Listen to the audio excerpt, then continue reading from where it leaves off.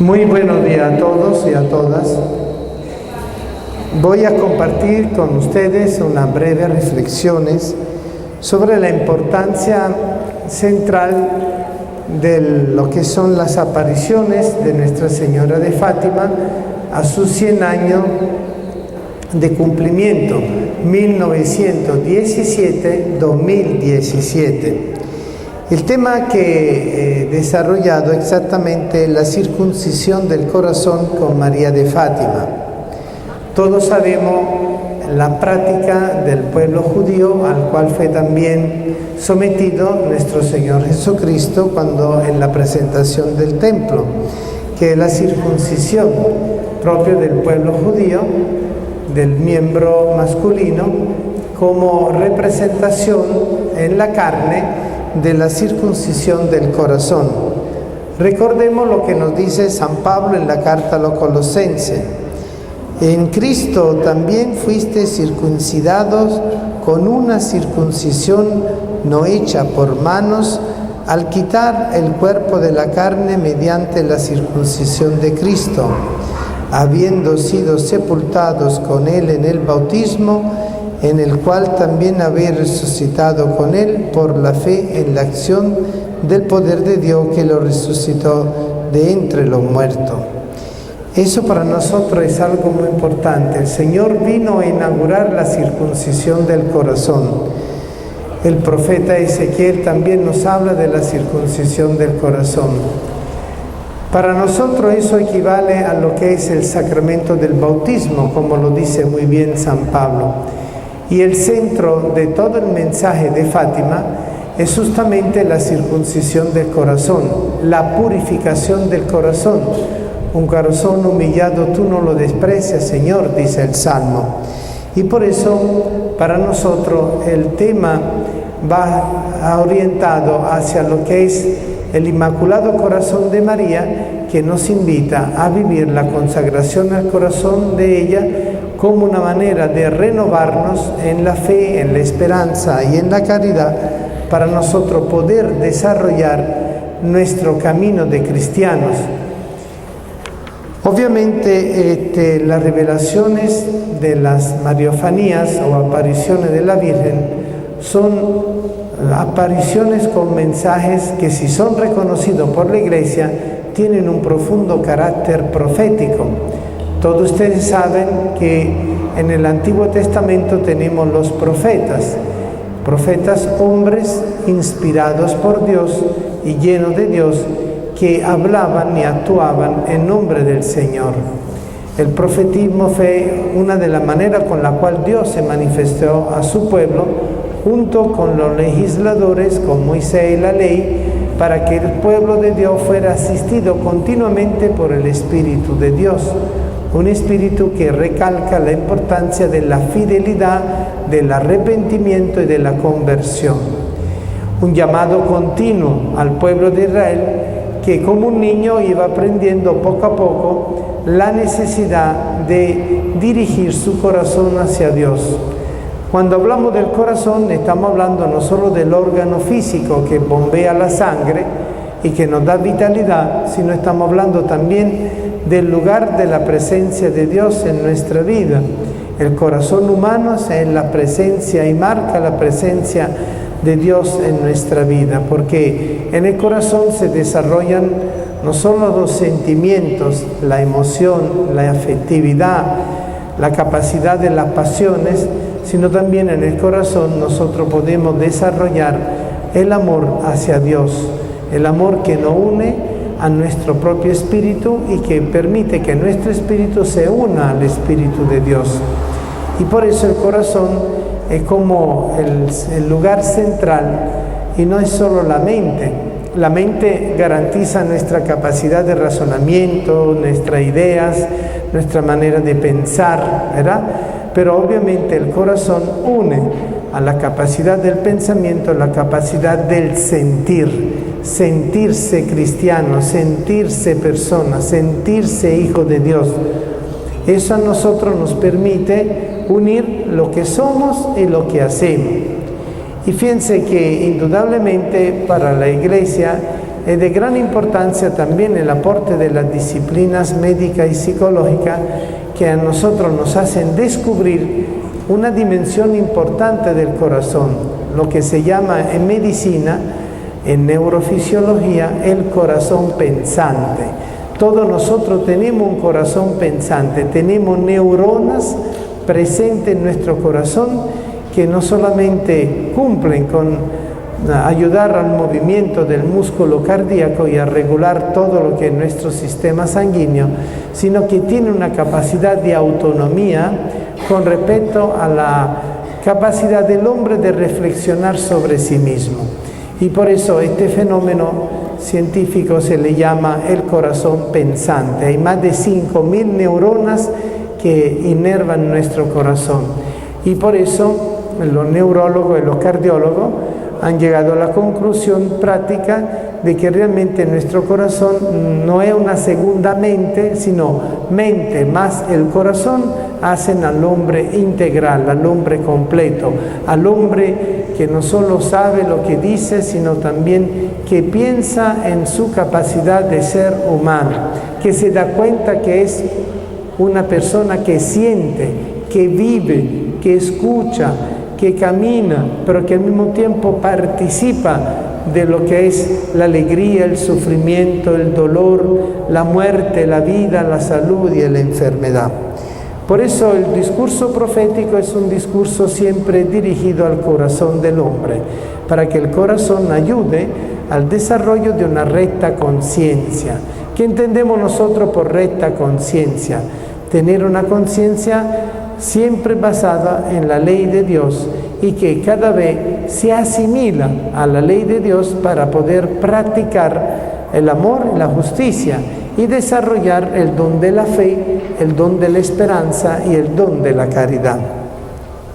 Por eso la vocación profética en la iglesia cristiana permanece como uno de los dones, ¿verdad?, y de las maneras de actuación del Espíritu en la comunidad primitiva, y al mismo tiempo después se desarrolla a través de los siglos dentro de lo que son las realidades de los santos, de las santas, de los fundadores, las fundadoras de congregaciones de vida religiosas, obispos, santos papas, sacerdotes, laicos, que están totalmente motivados a vivir ese don de la profesión, de la profecía, pero no agregando nada a lo que ya ha sido revelado, sino obviamente profundizándolo y actualizándolo en cada época, en cada situación, en cada historia, en cada cultura. Las mariofanías o apariciones marianas son justamente momentos de intervención de Dios en la historia de la humanidad, en la historia de la iglesia. Lo hemos podido ver en Guadalupe, cuando la Virgen aparece en Guadalupe, en México, en el 1531, para corroborar la acción evangelizadora de los primeros misioneros, igual que aquí en Venezuela, en el 1652, con las apariciones coromotanas, que apoyan prácticamente el trabajo de los misioneros. Y como dijo Nuestra Señora de Coromoto, vayan a los blancos para que le echen agua en la cabeza para poder ir al cielo. Un mensaje bautismal, una invitación maternal de parte de María. Las mariofanías o apariciones marianas tienen una característica fundamental. El personaje central es Cristo, el Espíritu de Cristo que se renueva. Pero al mismo tiempo la mensajera es nada más y nada menos que la misma Madre de Cristo y Madre nuestra, la Virgen Santísima, María de Nazaret. ¿Y por qué María? Porque María, como ustedes bien saben, ella ya participa y goza de la plenitud de la gloria de Dios en el cielo. María no está solo resucitado en alma, sino que María goza de la plena resurrección de cuerpo y alma en el cielo. Es decir, que en el cielo hay dos personas completamente resucitadas, Cristo nuestro Señor y María. ¿Por qué Cristo? Porque Él es el Hijo de Dios que ha vencido la muerte y ha resucitado y goza de la plenitud de su ser divino como Hijo de Dios, hecho hombre, muerto y resucitado y ascendido a los cielos, y María, que después de su vida aquí en la tierra, fue glorificada con su asunción a los cielos, el dogma de la Asunta, ¿verdad? Muchas veces conocemos bien la Inmaculada Concepción, conocemos María siempre Virgen, conocemos María Madre de Dios, pero a veces desconocemos la importancia del dogma de la Asunción. En el dogma de la Asunción, la Iglesia ve en María la figura que precede y la persona que precede todo el destino de la Iglesia. Toda la Iglesia al final va a ser glorificada y va a estar resucitada en los cielos. Y María es, vamos a decir, la primera prenda, el fruto que antecede a todos los demás, y que obviamente por ser la Madre de Dios, por haber sido concebida sin pecado, no por su mérito, sino por la misma redención de Cristo, María está en el cielo participando de la gloria del Padre en el Hijo y por el Espíritu Santo. ¿Para qué María está en los cielos? Porque María representa el comienzo, la primicia de toda la Iglesia. Y desde María y con María nosotros podemos participar de ese camino glorioso. A ella se le aplica lo que habla San Pablo en la carta a los Corintios sobre los cuerpos glorificados. Los cuerpos glorificados son los cuerpos de aquellos que han sido resucitados en Cristo. San Pablo lo describe muy bien dentro de lo que es la realidad de la glorificación de la resurrección. María goza plenamente de la naturaleza de cuerpo y alma glorificado. Ella tiene una misión que ella empezó aquí en la tierra, y esta misión ella la fue desarrollando primero como madre del Hijo, después como discípula del Hijo y después como madre de los discípulos. Recordaremos muy bien en el Evangelio de San Juan, capítulo 19, desde el versículo 25 al 27, donde Jesús no solo invita a María, sino le manda a María a acoger el discípulo amado, y manda a María a acoger todos los discípulos que son amados para que ellos tengan una madre y que compartan la misma madre que él tuvo aquí en la tierra, pero desde el cielo. Es decir, que María inaugura una misión maternal que después se vuelve celestial desde el cielo. Y en esa condición de cuerpo glorificado, como dice San Pablo, María queda totalmente espiritualizada. No solo está llena del Espíritu, sino que también su cuerpo queda totalmente espiritualizado. Adquiere la naturaleza del orden sobrenatural pleno.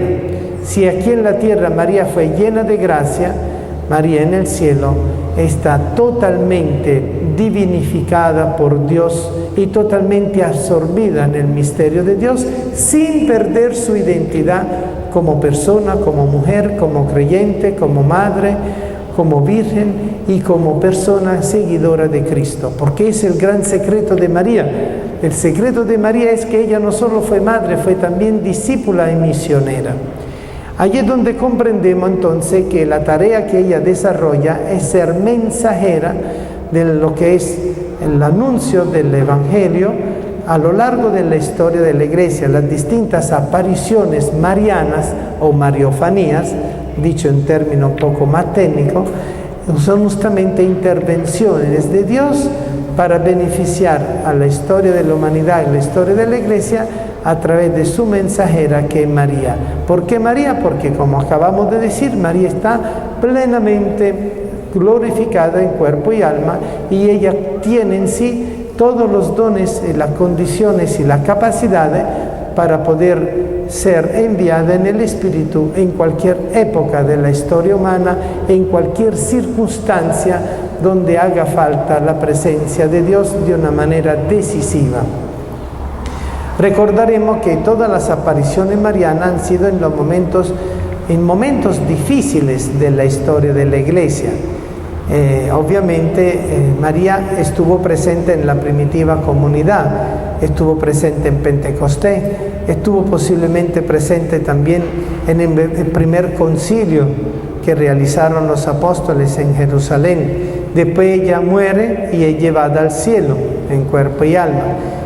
Las demás apariciones que históricamente se habla de ella son importantes porque ella interviene como enviada de Dios, como mensajera de Dios, como les decía, en los momentos más decisivos de la historia de la Iglesia.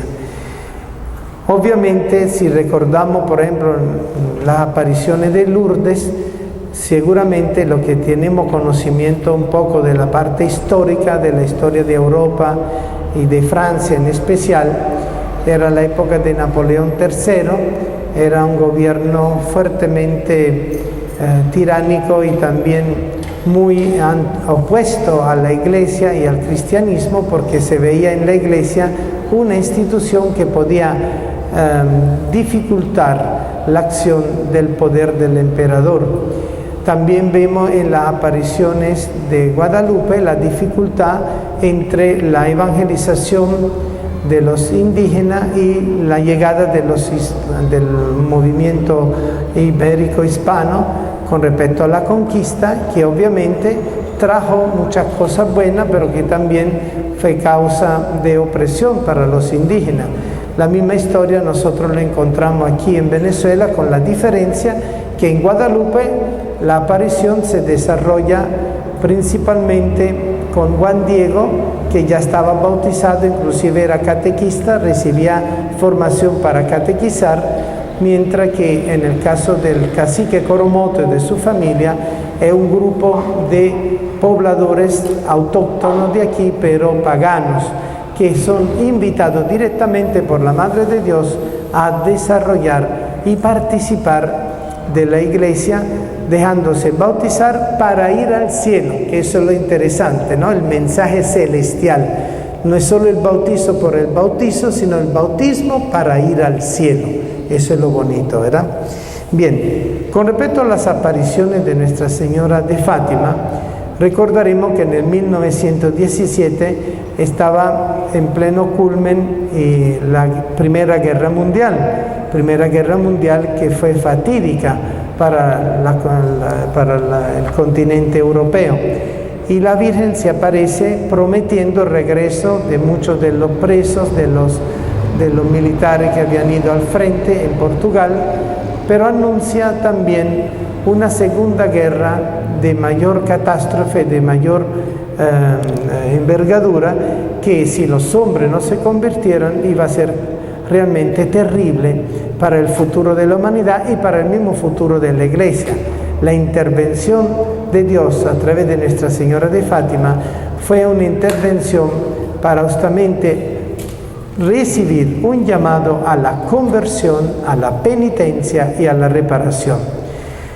Esos son los tres aspectos fundamentales de las apariciones de Fátima y de los mensajes de Fátima: conversión, penitencia y reparación. Conversión del corazón, penitencia para purificar los pecados del corazón, y reparación, cómo reparar los pecados y las consecuencias de los pecados, no solo en nuestra persona, sino también para favorecer la conversión de los pecadores y la salvación de las ánimas del infierno.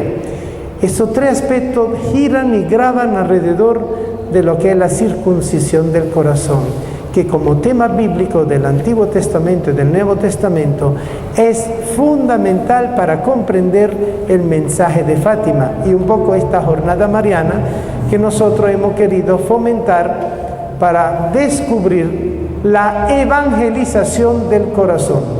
Nosotros creemos que evangelizar muchas veces es ir a una parte, hablar de Dios, muy bonito, visitar familias, comunidades, ir a lugares donde no hay atención religiosa, etc.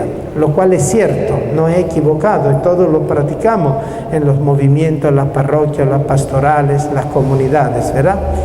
Pero hay un hecho esencial. Nosotros estamos llamados a evangelizar primero nuestro corazón. Es la palabra de Dios que se revela en nuestro corazón para transformar nuestro corazón, para que el Verbo encarnado, como en María, pueda operar ese cambio interior, que es justamente lo que nosotros llamamos conversión, convertere, dirigir la atención de nuestro corazón a Dios, aprender a mirar a Dios desde el corazón, es decir, no solo desde nuestras emociones y sentimientos y afectos y pasiones, sino que además de eso, aprender a mirar a Dios con los ojos del corazón, porque son los ojos del amor que Dios ha puesto en nuestra vida, en nuestro cuerpo, en nuestra persona. La conversión, obviamente, entonces, nos lleva al encuentro con nuestro Señor. Todas las apariciones relatadas en los evangelios, en el libro de los Hechos, son apariciones donde hay un encuentro entre el Señor resucitado y los discípulos, ¿verdad? Es lo mismo que nosotros hallamos en toda mariofanía y aparición, un encuentro entre los videntes y Nuestra Señora, que en distintos nombres, advocaciones, lugares y épocas va manteniendo siempre el mismo llamado: penitencia, conversión. Lo que ocurre en Fátima es que se pone en evidencia la parte de la purificación o reparación, purificar el corazón y colaborar, cooperar a la purificación de los corazones de los demás, ofreciendo nuestros propios sacrificios, haciendo de nuestra vida personal un sacrificio de entrega a Dios. ¿Y cuál es el sacrificio al cual nos invita la Santísima Virgen en el mensaje de Fátima? El camino del creer, esperar, amar y adorar a Dios por todos aquellos que no creen, no esperan, no aman y no adoran a Dios. Es también un mensaje profundo que históricamente impacta, porque hay una humanidad que ya a partir del 1900 en adelante, una humanidad que ha ido desarrollando tecnología, progreso, ciencia. Estamos al comienzo, ¿verdad? Hace 100 años estábamos al comienzo, empezó a existir el tren, el carro, la electricidad, el teléfono, etcétera, etcétera, ¿verdad? Ya en esa época. En esta época nosotros encontramos que la humanidad después de 100 años ha seguido caminando en ciencia, en tecnología, pero también ha seguido caminando en la incredulidad del corazón, porque muchos hombres se han vuelto soberbios de sus propias capacidades, de su propio poder económico, de su poder político, de su poder científico. La humanidad está otra vez dando la espalda a Dios.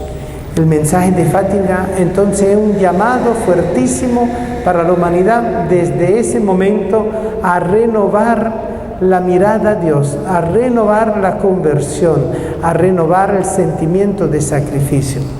Yo trabajo mucho con la pastoral familiar y he podido ver que uno de los problemas graves dentro de la familia es que no hay capacidad de amor porque no hay capacidad de sacrificio. Es decir, que el amor no es sacrificial. Yo quiero amar y ser amado, pero no gastar nada, no gastarme nada, no echarme a perder en nada. Y yo quiero amar beneficiándome del amor, tanto recibiéndolo como dándolo, pero sin sentir ese desgaste interior que implica el sacrificio del verdadero amor. Y a eso es donde la Santísima Virgen, con su aparición en Fátima y su mensaje, quiere hacernos recordar que el amor implica el sacrificio de sí mismo a favor del otro. El camino de la verdadera conversión es el camino del amor que se entrega por el otro, no solo por sí mismo. Esto también no solo es dirigido, este mensaje de la Virgen de Fátima, a nivel del corazón de cada persona, sino también al corazón de los pueblos. Hay sociedades que se han vuelto materialistas, hay sociedades que se han vuelto egoístas, hay familias que se han vuelto totalmente inducidas por el vivir para beneficiarme, tener más, poder más, pero no preocupado de la esencia de lo que es la vida humana. La vida humana que está hecha para unirse a la vida divina y así glorificar a Dios a través de esa participación del misterio de Dios en nuestra vida. Entonces también un llamado fuertísimo para que la humanidad vuelva a Dios. Y ahí viene parte de lo que fue el tercer secreto que fue tan discutido, ¿verdad? Y porque la manera de haber sido revelado fue progresiva en el tiempo hasta que se dieran los acontecimientos que estaban contenidos en él, sobre lo que era la persecución de la Iglesia y el atentado del Papa, que el mismo Juan Pablo II reconoció dirigido a él, que en él se había cumplido el 13 de mayo del 1981 la revelación de la profecía de un obispo vestido de blanco que iba a ser atacado y herido a muerte. Es interesante que ese acontecimiento, como ustedes bien saben, se dio justamente en la fecha del 13 de mayo, que es la fecha de las apariciones de Nuestra Señora. Y es interesante como eso implica todo lo que está viviendo la Iglesia en este último siglo. Vamos a decir, las persecuciones más fuertes que la Iglesia nunca ha vivido en 2000 años de existencia. El Papa Francisco comentaba que si fueron muchísimos los mártires de la primitiva Iglesia de los primeros siglos, la cantidad de mártires que se está viviendo en este último siglo es enorme. Cantidad de personas que son rechazadas, son, vamos a decir, puesta al margen de la ley por su condición de fe cristiana y católica y ortodoxa. Y eso está ocurriendo en muchos continentes, no solo en nuestros países, en Latinoamérica, sino también en Asia, en África, en Europa, aunque Europa en un cierto sentido ha entrado en una fase de descristianización muy fuerte. Pero obviamente los mensajes de la Virgen de Fátima no tienen un carácter ni político ni apocalíptico, sino profundamente reveladores de lo que la Iglesia puede llegar a padecer en aquellos sistemas humanos donde el cristianismo es perseguido, es incomprendido. Es decir, que Nuestra Señora en Fátima nos recuerda poderosamente que somos una iglesia pascual. Si el centro de nuestra fe es la Pascua de Cristo, la Iglesia acompaña la Pascua de Cristo con su propia Pascua.